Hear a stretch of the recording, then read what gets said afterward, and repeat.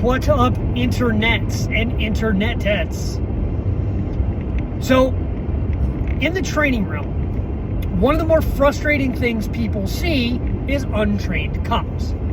The problem that occurs is many of those undertrained cops will make the statement recognizing their need to develop an underdeveloped skill while simultaneously stating, I don't train that skill because my department doesn't pay me to train that skill.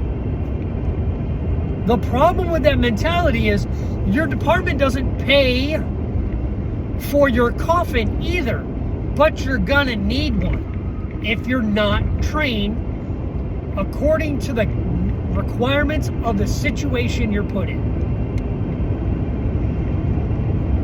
Your department trains you to a minimal level required to meet staffing standards.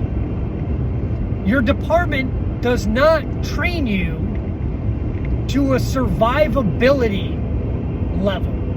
What they train you to is a minimal level to keep them civilly responsible for their community.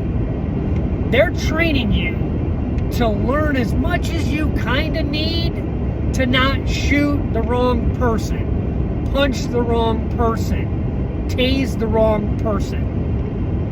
And time again, that's not enough. Usually what we see in inappropriate uses of force is a panicked officer not knowing what to do in a given situation. That's a training problem. That's not a bad cop problem. That instance is a poorly trained, non-confident officer. Now, I don't want to make this a bash cops session because it's not meant to be.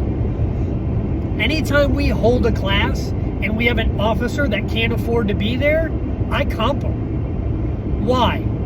Not because I'm the end-all and be-all trainer. I'm not. There's many guys out there better than me. There's a shit ton more worse than me. But what there isn't enough guys giving an opportunity to the people that we task with protecting our community to properly train and properly practice. The guys that are out there need better training. The girls that are out there need better training. That's across the board. But what infuriates me is when you have an officer that says, I won't train that because I'm not paid to do it. And that's a horseshit answer.